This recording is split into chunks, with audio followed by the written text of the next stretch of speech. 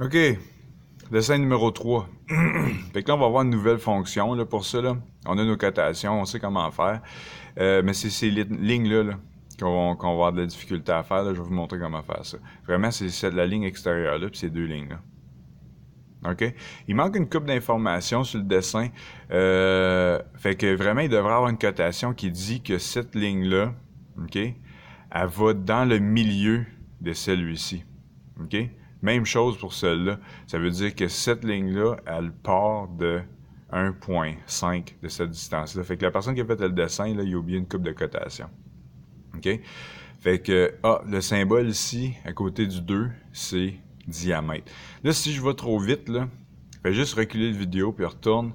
Je pense pas que j'ai oublié des étapes, mais si j'ai oublié une étape, viens me poser une question. OK?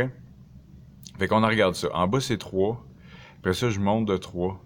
Puis après ça, cela part du milieu, puis je vais 2. Puis j'ai un cercle avec un diamètre de 2. OK, on va essayer de faire ça. Fait que je suis encore sur ma même page, là. Fait que ça se peut que je vais changer mes cotations tout à l'heure, je suis pas certain, on va voir. Fait que je vais avec une ligne. Je vais faire une ligne de là. Je suis ortho, fait que je peux faire des lignes droites. Faire une ligne de 3 comme sur le dessin. Fait que je vais écrire 3, Enter. Là, ce que je vais faire, je vais sortir de ma commande parce que je veux partir de cette direction-là. Okay?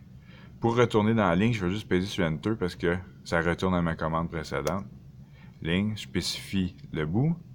There we go. J'attends que le carré... Faut que le carré apparaisse. Faut pas que j'essaie de l'eyeballer parce que AutoCAD est extrêmement précis, puis je serai jamais capable de pogner le bout parfaitement. Fait que je m'en vais de l'autre côté, je fais une autre ligne de 3. Là, je pourrais essayer de le trouver. Je fais juste de trouver le chiffre, à cause le chiffre, il apparaît la distance ici, là. Mais ce que je vais faire, c'est que je vais juste cliquer 3, Enter, c'est plus précis. OK.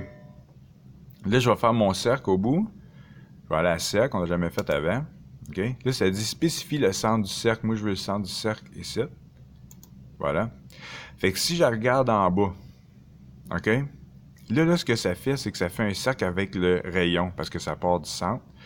Si je suis pas capable de figurer c'est quoi le rayon, OK, d'un cercle de 2, c'est 1 le rayon en passant, je pourrais rentrer la fonction de dire diamètre, puis écrire le diamètre. Fait que je faisais D, Enter, là, j'aurais besoin d'écrire le diamètre. Mais moi, je suis capable de faire ça.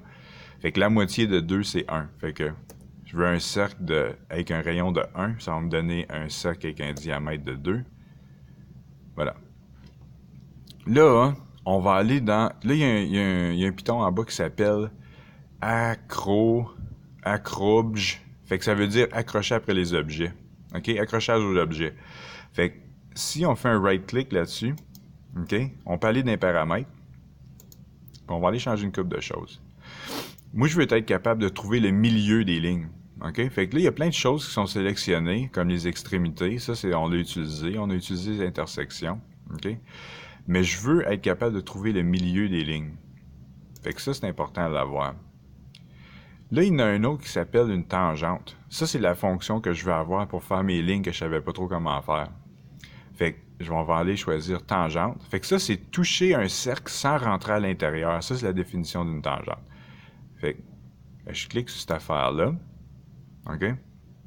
Et puis, je vais aller enlever le centre du cercle. Parce qu'aussitôt que je vais arriver proche du cercle, l'ordi, ce qu'il va faire, c'est qu'il va dire, OK, il va aller trouver le centre du cercle, parce qu'il va aller trouver la tangente, trouver le centre du cercle, puis il va venir complètement mélanger. Fait que j'enlève le centre du cercle. Comme ça. Là, je vais. OK. Fait que je retourne dans ma fonction de ligne. Quand je vais arriver proche du milieu de cette ligne-là, il y a un petit triangle qui va apparaître. OK? Je clique sur le triangle. Là, voyez-vous, je suis encore dans ortho. Ça n'a pas vraiment de différence. Okay? Aussitôt, quand que je vais arriver proche du cercle, il y a ce petit symbole de tangente-là qui va apparaître. Puis moi, je choisis, je clique là-dessus. Okay? Je paye sur Enter. Je paye sur Enter encore. Je retourne à ma fonction de ligne. Je vais aller choisir l'extrémité. Puis après ça, je vais me rapprocher proche de mon cercle.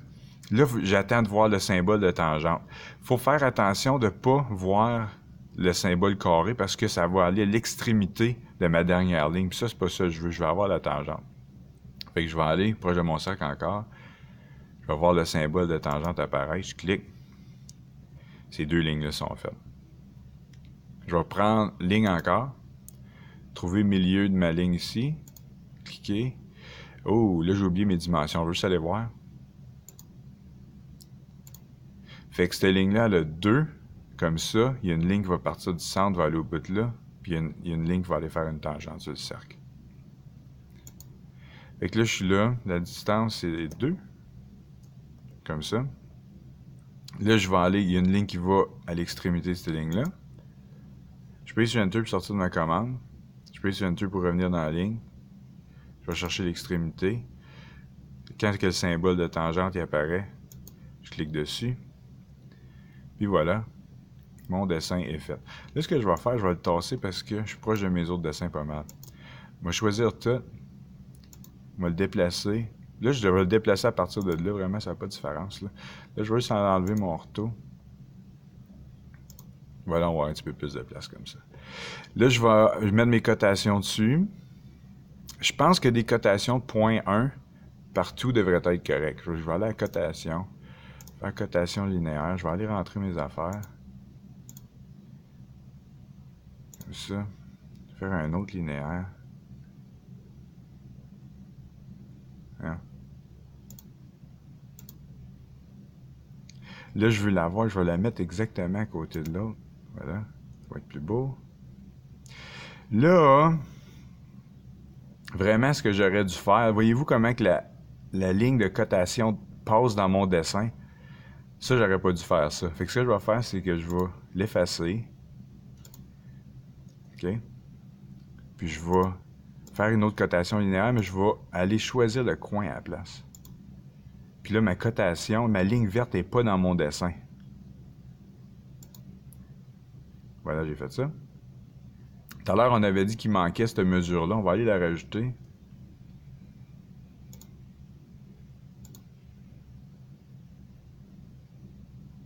Comme ça.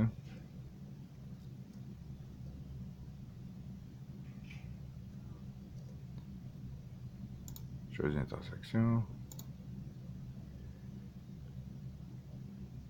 La même.